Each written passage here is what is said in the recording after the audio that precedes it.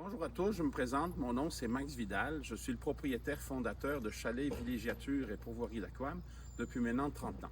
Alors aujourd'hui on est au Chenil de la Pourvoirie et ça fait 28 ans que nous offrons les services de traîneau à chien et mon équipe qui est à ma gauche va vous présenter le chenil. Alors je vais quand même présenter mon équipe parce que c'est la plus belle équipe que j'ai eue en 28 ans. Donc nous avons à ma gauche, nous avons Marie-Claude qui est ma conjointe, ça fait maintenant 24 ans. Nous avons Xantin, ça fait plusieurs années qu'il aide au chenil. Nous avons Sabrina, ça fait 6 ans. Nous avons Maëlle, 6 ans. Nous avons Saskia, 3 ans. Nous avons Jenny, 2 ans. Et nous avons Sabi, 1 an. Donc cette équipe est vraiment fabuleuse. C'est tous des passionnés d'animaux, de chiens, de traîneaux à chiens. Et avec eux, là, c'est un vrai plaisir de les voir s'occuper du chenil. Alors, bonne visite. Merci. Vous autres, les filles, votre quotidien, racontez-moi votre quotidien. Saskia, toi, quand t'arrives, Saskia est censée commencer à 8 heures, mais Saskia, c'est toujours 10 minutes à l'avance. On dirait qu'elle a hâte le matin. Saskia, toi, ta journée le matin, quand tu te lèves, là, t'es motivée à venir travailler pour arriver comme ça à l'avance, puis être toujours fidèle au poste, puis jamais malade, être toujours avec les loulous, sa petite routine. Ouais, je suis toujours contente de venir puis de voir les chiens quand on arrive, ils sont toujours contents de nous voir. C'est toujours le fun de voir d'arriver le matin puis qu'ils nous accueillent comme ça. On a tout le temps notre petite routine. Je veux pas, on arrive avec les chiots qui sont toujours très contents de nous voir même si on a hâte de manger. C'est toute la petite routine, on les nourrit. Ensuite on fait la viande des chiens. Ensuite c'est sûr qu'on va donner l'eau souvent aux chiens, surtout quand il fait chaud, ils ont toujours de l'eau fraîche. Il faut toujours que les bols soient propres. C'est des petits difficiles, fait qu'aussitôt qu'elle est tiède, un petit peu sale, on va la changer. Donc c'est souvent ça qu'on va faire la plupart de la journée, il faut tout le temps qu'elle soit fraîche. Donc les bols sont sur le dessus de leur niche pour pas qu'ils urinent dedans. Aussi, ils vont avoir plus de difficultés à la renverser. Donc on va toujours mettre l'eau dans les petits bols sur le dessus de leur niche, elle va toujours être froide, toujours de la bonne eau fraîche pour eux. Sinon, avec Jenny aussi, elle va venir m'aider à donner l'eau, sinon on va donner la viande sur l'heure du midi. Sinon, les chiens vont toujours manger leurs croquettes le matin. Je sais plus trop quoi dire. Mais toi, ta job, là, c'est 100% chenil. Ouais, Tu fais quoi, 40 heures semaine dans le chenil? Même des fois un petit peu plus, on ne dira pas trop fort. Le matin, c'est ça, quand j'arrive, je vais sortir les moutons, les oies sur le terrain. Ils vont se promener en liberté. Ensuite, c'est sûr que je viens toujours ici au chenil. Je fais pas mal mon 40 heures ici. Je vais aller un petit peu, c'est ça, aux oies puis aux moutons, aux poules. On va s'en occuper un peu pendant la journée, mais sinon, je vais vraiment faire mon 40 heures la plupart du temps au chenil. Cool. Ça, peu importe la météo, qu'il vente, qu'il neige, qu'il y ait de la glace, peu importe de la pluie, on est là avec eux. Donc, qu'il vente, qu'il neige, il faut qu'il y ait quelqu'un qui soit là 365 jours par an, que ce soit jour férié, lendemain de brosse. Il faut quand même qu'il y ait quelqu'un qui soit là pour s'en occuper. On ne peut pas les laisser une journée. C'est pas des véhicules qu'on rentre à la fin de l'hiver au garage comme des motoneiges puis qu'on ressort l'hiver d'après. Non, ça prend quelqu'un qui est là à temps plein à s'en occuper. Il faut les nourrir, il faut leur donner à manger, il faut leur donner de l'amour. Et ils sont soignés aussi pour tout, que ce soit les bibides, les moins de petits bobos qu'il peut y avoir, comme les chiens qu'on a à la maison. Il y en a qui peuvent faire des otites qui vont être traités, tous les bobos possibles. C'est ça va être soigné, ça va être traité, on va en prendre soin. La passion avant tout, surtout quand tu viens travailler avec des belles bêtes comme ça, on s'entend, on fait du traîneau à chien, c'est comme ça l'hiver. Mais l'été, c'est aussi un autre emploi. Il faut que tu sois passionné. Si tu n'es pas passionné, non, ça ne sert à rien. Ces chiens ici, quand tu viens, autant pour eux que pour nous, c'est bénéfique. Quand tu arrives, comme Saskia tout à l'heure, elle disait, tu arrives le matin, ben moi j'ai hâte de voir Saskia. Non, c'est pas vrai. Quand tu arrives le matin puis que tu vois que les chiens, ils t'attendent, puis tout ce que tu veux, ils hurlent, ils sont contents, puis tout ce qu'ils attendent, c'est de venir, que tu viennes t'ailles les voir, puis que tu ailles les flatter et tout et tout. Puis tout à l'heure, je parlais de passionnés, traîneau à chien l'hiver. On me demande souvent aussi comment est-ce que vous faites le dressage et tout et tout. En tant que tel, quand tu travailles du jour, du matin au soir avec les chiens, tu apprends à les connaître, tu apprends à savoir quel caractère, qui va avec qui. C'est un entraînement. On travaille, comme moi qui adore faire du sport, on travaille avec des athlètes. Fait que souvent, quand on me demande un dressage, c'est oui, un dressage, mais je parle, c'est plus une connexion. Chaque chien, ils vont être surveillés, on va les laisser être, on va regarder OK, toi, on va te mettre en avant, toi, on va te mettre en arrière, toi, t'es assez fort, on va te mettre en bas. Mais tout ça, ils vont changer probablement au courant de l'été, au courant de l'hiver, excusez. Puis ça va devenir que tu vas autant faire partie de la meute en tant que telle. Puis c'est ce qui va faire que le traîneau à chien devient vraiment une activité hors pair. Toi, Maëlle, tu fais beaucoup la canirando Oui, c'est ça, l'été, la promenade de la meute. Raconte-nous un peu. Du printemps jusqu'au début de l'automne, les entraînements avant le traîneau, on prépare les chiens. Donc, on va faire des canirando, promenade de la meute. Chaque personne va être reliée avec un chien. Donc, en fonction de l'âge du client, même les enfants, ils partent avec nous aussi en canirando. À peu près, quand on est un petit peu plus loin, là, un petit peu plus au calme, dans le bois, là, on détache les chiens. Ils vont sauter dans les petits marécages, ils vont sauter dans les lacs, ils finissent dans la rivière pour se laver pour que ça soit tout propre après. Mais c'est ça, ils adorent aller courir, ça permet de les sociabiliser aussi. Ils vont voir des adultes, ils vont voir des enfants, ils vont voir, c'est ça, de tous les âges, de tous les types de personnes. Ils vont apprendre à avoir des nouveaux visages, à faire la sociabilisation entre eux aussi. Les bébés qu'on a chaque année qui vont faire notre relève pour plus tard. C'est eux qu'on va intégrer aussi dans la meute, donc ils vont faire leur apprentissage avec les plus grands, ils vont apprendre à revenir en rappel, ils vont apprendre, c'est ça, ça va être vraiment nos huskies, nos chiens de traîneau qui vont former les plus petits, c'est vraiment un apprentissage, c'est vraiment, c'est ça, c'est la... Oui, un apprentissage, apprendre à les connaître. Pas comme c'est légué, mais tu sais, c'est comme ça qu'ils transmettent leur savoir, Ouais. c'est ça, ils transmettent aux plus jeunes. Ouais. Les mentors. Oui, parce qu'elle dit d'apprentissage, mais il n'y a rien de mieux qu'un chien pour montrer à un chien. C'est la meilleure éducation que tu peux pas avoir. Fait que c'est bien d'avoir des chiens qui sont capables de le montrer à nos plus jeunes. Puis justement, comme Maëlle a dit, dans ses canirando, c'est comme ça qu'elle les voit beaucoup aussi. Oui, c'est ça, c'est des chiens c'est des chiens de traîneau, ils sont passionnés, ils aiment ça courir. Si on avait juste des chiens qui sont beaux pour être beaux, ben on n'irait pas bien loin avec. Donc, c'est ça. On voit que c'est ça vraiment qu'ils aiment. Ils ont besoin de courir. On voit pendant la canirando qu'ils ont besoin de se dépenser. Si on a un chien qui reste à la maison, je sais pas, de 8h jusqu'à 19h, quand la famille a fini de travailler, pour passer juste la soirée avec, nous, ils sont heureux, ils ont de la sociabilité. Ils sont sociabilisés toute la journée. Ils vont voir des enfants, des adultes, ils vont faire des activités. Oui, puis souvent, les huskies dans les maisons, ça détruit. Fait qu'ils vont les mettre dans des cages. Au moins, ici, ils sont pas enfermés dans une cage et tout. On peut aller les flatter comme qu'on veut. Ah, salut mon beau, comment tu vas aujourd'hui? Puis tout. Puis c'est pas grave, là. Puis c'est la même chose avec les clients. Les clients, ils prennent le temps d'aller flatter tout le monde. Fait que après ça, ben, c'est sûr que s'ils seraient enfermés dans une cage, ben, ça marcherait pas. Hein? Puis par rapport aux barils, le choix des barils bleus, tu peux-tu nous expliquer? Je sais que les clients n'aiment pas ça, là, mais c'est parce qu'en fait, avant, on avait des niches en bois, puis on s'est rendu compte que les chiens ne veulent pas, ça détruit tout le bois, ça aime ça gruger, mais veulent pas, ils aiment ça dépenser un peu leur énergie, fait qu'ils vont faire de cette façon. Puis donc, c'est ça, puis nos mâles, les autres... ça marque le territoire, fait que ça va faire pipi sur la niche et tout. Puis, fait que là, après ça, étant donné que c'est du bois, ben le bois, c'est poreux. Ça va garder l'odeur, ça va garder un petit peu tout ça, les bactéries aussi. Donc, là, ben, on a été obligé de changer pour des barils en plastique parce que quand nos femelles, ils se faisaient changer de place parce qu'on veut pas, on fait des changements dans les équipes. Il y a toujours une rotation dans les équipes et tout. On fait de l'ajustement, on essaie de trouver l'harmonie parfaite dans chaque équipe pour être sûr qu'il n'y ait pas de complications. Donc, quand on fait des transferts de chiens ou de niches et tout, ben, si le chien avant il a fait pipi, ben, la femelle elle va être prise avec une niche avec une agréable odeur masculine pour le restant de sa saison. Donc, en revanche, avec les barils en plastique, c'est lavable, donc on peut toujours désinfecter. On est certain qu'il n'y a pas de bactéries qui se font transmettre d'un chien à l'autre. C'est la même chose avec les odeurs. Les odeurs ne suivent pas. Mais pour apporter un meilleur confort aux chiens, ben, c'est sûr qu'on a installé des matelas à l'intérieur. Il va y avoir une couche d'isolation avec le matelas, justement, pour que ça soit confortable pour les chiens. C'est sûr qu'on est obligé de percer des trous pour que l'eau s'évacue aussi en cas de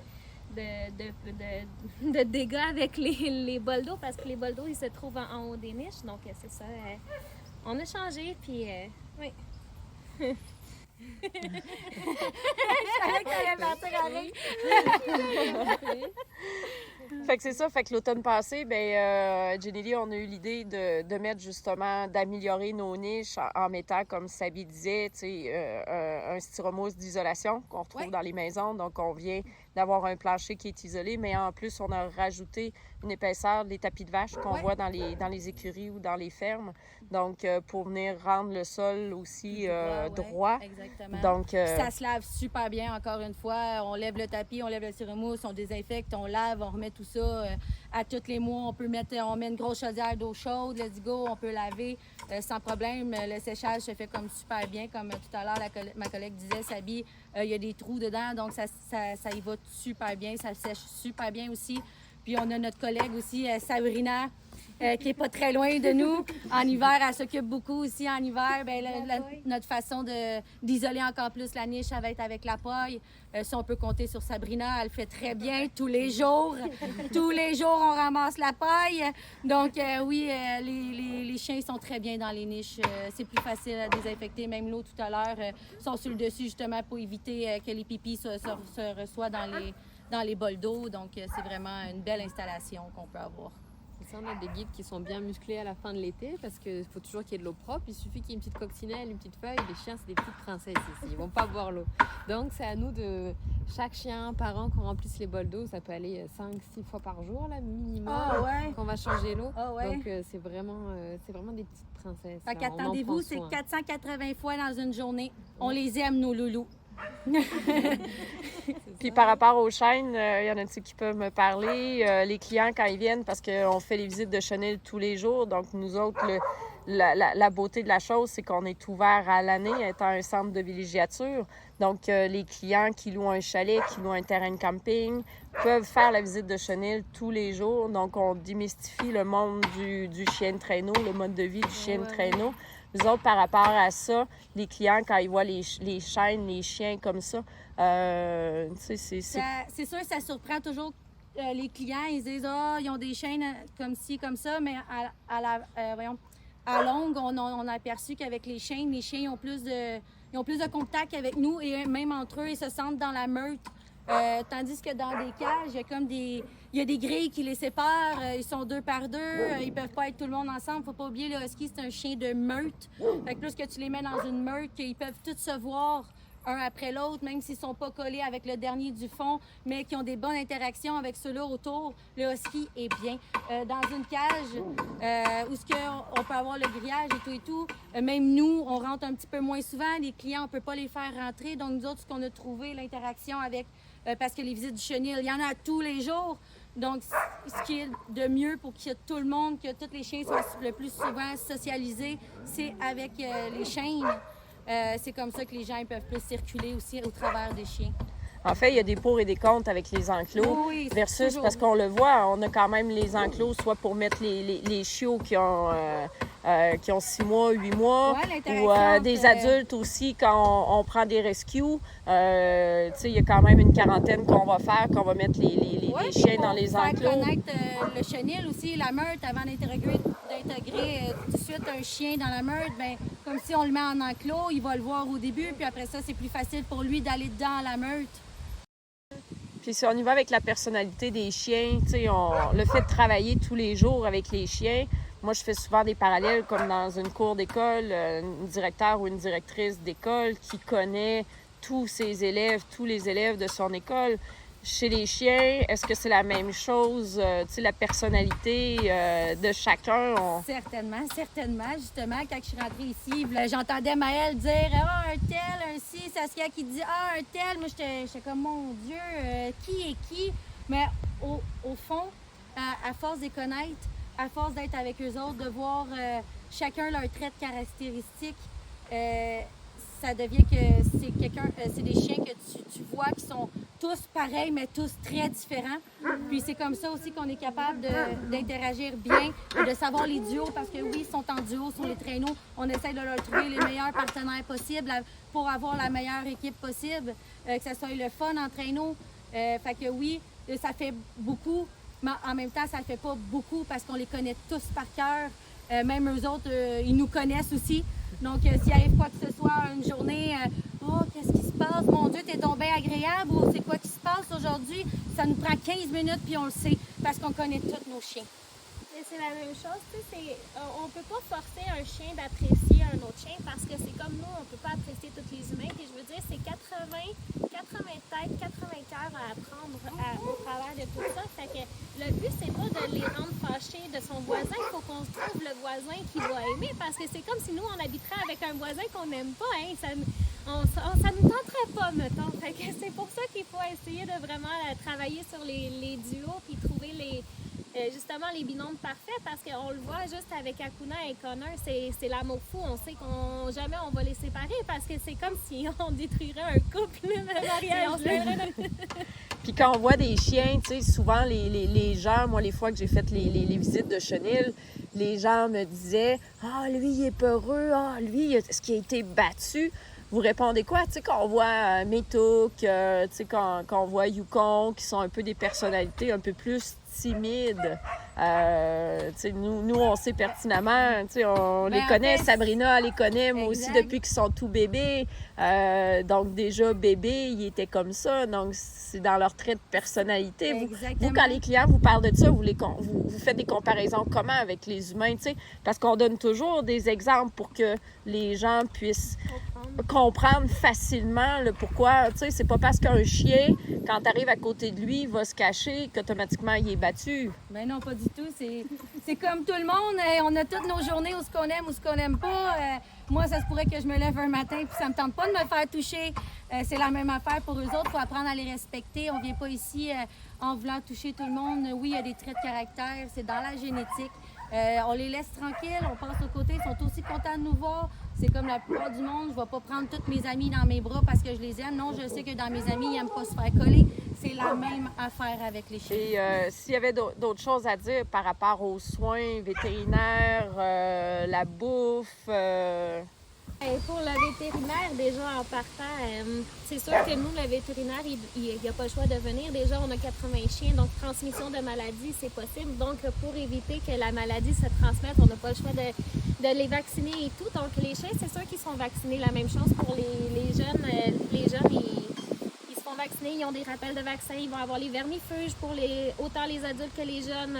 Si on voit que, comme ma collègue elle a mentionné tantôt, on a des chiens qui peuvent faire des otites, c'est sûr que c'est toutes des choses qu'on n'a pas le choix de traiter, c'est pour le confort du chien. Puis déjà, de voir un chien mal dans sa peau, ça ne te tente pas. C'est comme nous, quand on est malade, on a envie de se faire soigner. Nous, on peut se soigner parce qu'on a accès à tous les médicaments et tout. Donc eux, c'est la même chose, on n'a pas le choix de les soigner parce que, en quelque part, c'est vraiment leur confort, c'est leur bien-être. Puis pour nous, c'est vraiment important. Le meilleur exemple que je peux vous donner aussi, c'est pendant l'hiver, on a eu un petit accident en traîneau à chien. Le chien, il s'est fait mal au niveau des hanches. On a demandé à un ostéopathe de venir de le soigner parce que c'est grâce à lui qu'on peut se permettre de vivre une expérience aussi magique que le traîneau à chien. Donc, c'est la moindre des choses que nous, on lui redonne qu'est-ce qu'il mérite en retour. Puis c'est pour ça qu'on ne peut pas rien négliger. C'est pour ça qu'on doit vraiment faire attention. C'est comme une redevance ou une gratitude envers nos chiens qu'on a. Fait qu'en gros, est-ce que vous pouvez dire que les chiens aiment ça, le traîneau? Est-ce qu'ils aiment ça travailler ou vous sentez qu'ils vont de reculons quand vous les attelez l'hiver, là? Oh non, ils sont contents de partir. Ah oui, ils sont contents de partir. Non, les chiens sont vraiment bien. On le voit dans la journée, on n'a pas de chien excessif, on n'a pas de chien qui jappe de la journée jusqu'à la fin. Qui jase, oui, mais qui jappe du matin au soir, non, absolument pas. On a des chiens on le voit, qui sont bien dans leur peau, qui sont bien ici, que tout ce qu'ils veulent, c'est, encore une fois, d'être avec nous et de partir avec nous en randonnée. Même la randonnée, on dit partir avec nous, mais nous aussi, on fait partie de la meute comme eux, ils font partie de nous. C'est important, même en randonnée, qu'on est toute une équipe, tout le monde ensemble. Puis c'est ce qui fait qu'on a les meilleures relations avec les chiens. Mais aussi, l'autre chose que j'aimerais ajouter à ça, c'est pendant les sorties de traîneau à chiens, on a vraiment une équipe qui fait vraiment attention à nos chiens et tout. Puis pour nous, ce qui est important, c'est vraiment d'être... de savoir où est-ce qu'ils en sont rendus. Les jeunes ne feront jamais le même nombre de kilomètres que les plus vieux. Et encore là, les plus vieux des plus vieux, ils ne feront jamais le même kilomètre que les plus jeunes parce qu'il faut s'adapter à chacun. Les jeunes, ils vont faire un petit peu moins. Les vieux, qui sont à la dernière année, ils vont en faire un petit peu moins. Ils vont peut-être même être un chien de spare, juste au cas où qu'on en a besoin d'un. Puis, on fait attention, on écrit tous les kilométrages qu'ils font pour être sûr qu'on ne dépasse pas la limite, que les chiens, ils sortent tous de la même même quantité, que ça soit juste pour tout le monde, qu'il n'y en a pas un qui en fait plus que les autres, qu'il n'y en a pas un qui est épuisé non plus. Et la même chose, si on voit qu'il y a un chien ou une journée qui ça lui tente un peu moins, c'est sûr qu'on va les changer. On le forcera pas, là, on peut pas le forcer parce que ça marchera pas de toute façon. Donc on n'a pas le choix de vraiment être à l'écoute des chiens puis vraiment de faire en sorte qu'on travaille avec eux et non contre eux. On est toutes des petites mamans. On est toutes des petites mamans. Quelqu'un un chien qui fait pas. Oui, je le sais. Je l'ai vu. Toi aussi. OK, c'est beau. C'est beau. Mais tu sais, ça me fait penser tout à Connor, tu sais, juste de penser à est-ce que le chien est bien à faire ça. Connor, c'est un chien qui tu sais, il est venu il a fait tellement de familles avant que je pense que c'était un refuge qui est venu même le porter ici. Je crois qu'il mordait même avant, il prenait des pilules pour la dépression. Tu sais, le chien était vraiment pas bien. Puis aussitôt qu'il est arrivé ici, peut-être 2 semaines après, le chien était tellement mieux, il est tellement heureux. Il mord pas, il est sociable, il joue avec sa meilleure amie Akuna, il tripe sur le traîneau. Il n'y a plus aucune pilule quasiment après 2 semaines d'être arrivé ici. Fait que, c'est vraiment fait pour lui, le husky, c'est fait pour bouger, puis sans ça, il serait pas heureux. Faut vraiment qu'il bouge, puis il adore ça, puis on l'a vraiment vu avec Connor. Puis Connor, c'est un exemple. On a quand même quelques chiens rescue qui viennent de familles qui ont abandonné leur chien parce qu'ils n'étaient pas capables de le gérer ou de l'éduquer ou de faire en sorte d'un chien de maison. Fait qu'à la place, ils les ont apportés ici. Puis donc, nous, ici, qu'est-ce qu'on fait? C'est qu'on leur permet de dépenser leur énergie, mais en même temps, on les prépare éventuellement à trouver une nouvelle famille. En fait, l'adoption de nos retraités, il y en a, je ne sais pas pour vous, moi je me suis fait souvent demander dans les visites de chenil, mais pourquoi vous ne les gardez pas jusqu'à la fin? Les adultes retraités, pourquoi qu'à la fin de leur 9e hiver de traîneau, pourquoi vous les envoyez à la retraite? Pourquoi vous les gardez pas jusqu'à leur belle mort, en fait? Bien, je pense que déjà, en partant, c'est pour leur santé. Déjà, plus qu'on vieillit, plus que notre corps il est moins fort, moins solide, plus qu'il y a de risques de blessures. Donc, c'est pour le bien du chien, c'est sûr qu'on va essayer de lui trouver une famille et tout avant même que... Puis on s'entend qu'il peut vivre autre chose aussi, là. C'est comme nous autres, on parle tous de notre retraite. Ben eux autres aussi, ils ont le droit d'une retraite. Ouais. Ils ont couru en masse, ils ont fait ce qu'ils voulaient. En fait, ils ont été des très bons chiens. Ils ont été des chiens de traîneau, des huskies, c'est ça à la base un husky. Puis oui, à partir de 9 ans, ils ont encore une possibilité de quasiment un double de vie. Ça peut vivre jusqu'à 16 ans. Puis même la plupart du temps, quand nos chiens de traîneau, ils partent, ils ont eu une bonne alimentation, ils ont eu un bon suivi vétérinaire, plus que moi. Ils ont eu, comme je dis, une alimentation, ils ont couru, ils font pas plus de 40 km par jour. Puis en plus de ça, ils coupent le 40 km par jour. Tout le monde regarde à ce que tous les chiens soient bien. Fait que ça rallonge la longévité de la vie parce que les chiens sont en forme. Ce sont des athlètes. Puis on y fait attention. Puis on y fait très attention, oui. Et en fait, le fait, en sachant quand ils partent en famille d'accueil, pour moi, les savoir dans une bonne famille ou qui vont faire une belle retraite dorée, un peu comme les snowbirds, hein? Une fois qu'ils ont travaillé, ben c'est quoi le monde ce qu'ils veulent faire? C'est justement profiter de la vie. Et le fait de les savoir dans des familles d'accueil où que ils vont vivre justement une belle retraite ou qu'ils vont se prélasser comme au soleil. Là, ils vont se prélasser sur le divan pour toutes les bonnes années. Puis c'est tellement agréable parce que Maëlle, on le voit aussi, les familles nous envoient des photos, des suivis, des vidéos de nos retraités. Donc, pour nous autres, les savoir comme ça, au lieu de... Oui, il y a des pour et des contre comme dans tous les domaines, mais les savoirs qui sont vraiment dans des familles qui vont vivre quelque chose de nouveau, de bien, ça nous fait chaud au cœur. Ça nous fait chaud au cœur. Puis je pense que la majorité des familles nous donnent quand même des nouvelles, quand même assez régulièrement. Ce qui beaucoup aussi, dans la plupart, ce que j'ai été vraiment beaucoup étonnée, les chiens sont très équilibrés. Même moi qui en a à la maison, qui a des retraités, les chiens arrivent et sont déjà très équilibrés. Ils ont un petit temps d'adaptation, mais le chien, ce qu'il donne, c'est incroyable. Il a fait sa vie, il a fait ce qu'il fallait avec du bon monde et à une très bonne place aussi, honnêtement. On parle d'un chien équilibré. Bien, les personnes qui ont ici le site en ont fait aussi des chiens très équilibrés. Que ce soit les chiens, que ce soit les animaux qui sont tous ici, ça se ressent. On est bien, c'est très apaisant. Puis quand c'est le temps de partir en entraînement, c'est le temps de partir en entraînement. Quand ils reviennent, ils savent qu'ils peuvent se reposer. Puis ça fait, en fait, c'est vraiment agréable d'être ici. Les promenades de la meute, la façon d'intégrer les jeunes en promenade de la meute. Donc, on dit promenade de la meute, mais c'est un mélange de cani-rando et de chiens en liberté. Ça permet de quoi aussi? Former, on parlait tantôt, les mentors, là, les adultes deviennent les mentors de nos puppies, de nos chiots.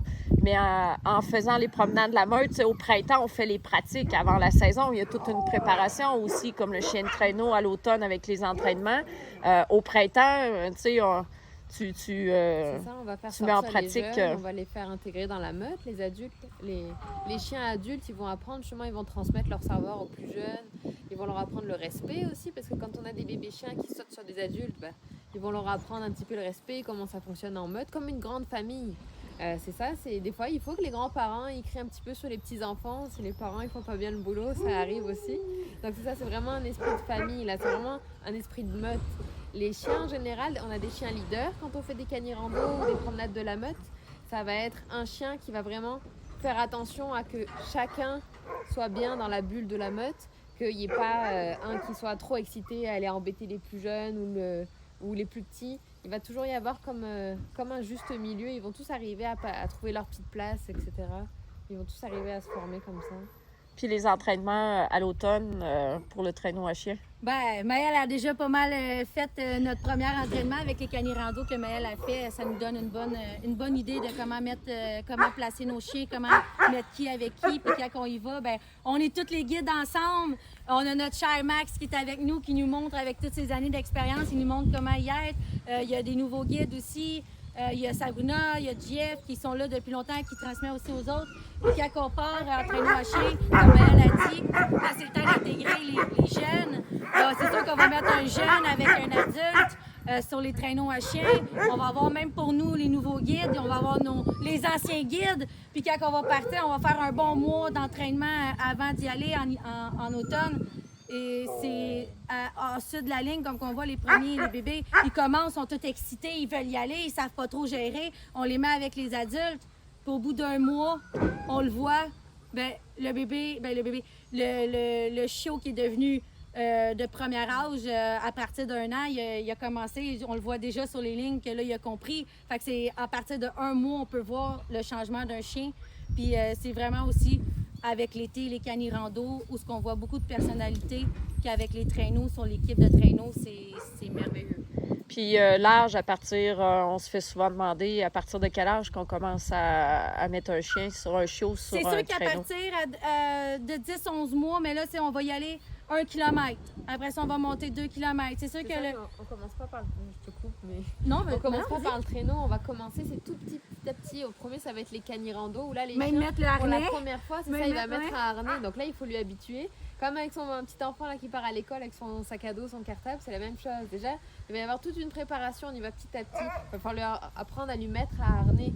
Ok, il va gérer, ok, c'est drôle, c'est rigolo, c'est mon petit cartable de travail. Ok, donc on commence par le harnais. Après, ça va être la promenade en longe. Donc ça, avec les harnais de cani-rando, là, ça va être d'associer le harnais du chien avec le harnais de l'humain pour apprendre, ok, comment ça fonctionne. Faut pas que je tire comme un fou, sinon je tombe. Il faut gérer le rythme, etc. Pour qu'ensuite, après, à l'automne, on commence sur les 4 roues. Donc là, ils sont par équipe. Ça va être plus un petit peu d'endurance. On commence par du 2 km, puis on monte petit à petit pour qu'après, à l'hiver, on commence sur les traîneaux. Mais toujours petit à petit. Ouais, là, on va pas les mettre à 1 an, bim, bam, boum. On leur met un harnais qui partent, puis fais ton 40 km. Non, ça ne fonctionne pas comme ça. C'est tout Voyons, Maëlle, tu fais ça, toi, par jour, 40 km? Non, c'est vrai, c'est vraiment petit à petit. Le chien, on peut pas y aller trop brusque non plus. On veut qu'il dure un bon jusqu'à ses 9 ans. Fait que plus qu'on y va, nous aussi, intelligemment avec eux autres, plus qu'ils vont être en forme longtemps. Tout à l'heure, on parle des chiens, on parle aussi. Mais c'est important aussi le guide qui est sur le traîneau, d'être lui aussi autant actif. On commence petit à petit. Bien, ça va être important aussi que même qu'est-ce qu'on va leur dire, la connexion qu'il va avoir sur le traîneau, de toujours être là avec eux, pas juste se balader. Non, on fait partie d'eux autres aussi. Même si une journée il y a une bourrasque de neige, bien, dites-vous que nous aussi on court. Puis même mes traîneaux derrière sont bien mieux de courir aussi. Fait que non, c'est de l'adaptation, c'est de voir, on fait affaire avec la météo, s'il faut qu'on rajoute des chiens pour que ça aille mieux, on en enlève. Tout ça, c'est autant pour les chiens que pour nous. Il faut tout qu'on soit dans le même mood, dans la même énergie. Un matin, comme je dis, si tu vas pas, ton énergie n'est pas bonne, ben attends l'après-midi. Quand elle va être meilleure, le chien va le ressentir, puis vous allez avoir la meilleure des balades possible sur le traîneau. Wow, les filles, quel beau témoignage! Toute une équipe. Je suis vraiment fier d'avoir réussi à transmettre ma passion des chiens de traîneau et de voir que l'équipe actuelle est en mesure de continuer à perpétuer l'activité à Chalet Villégiature d'Aquam et de toujours évoluer avec les nouvelles méthodes pour le bien-être de tous. Merci à tous.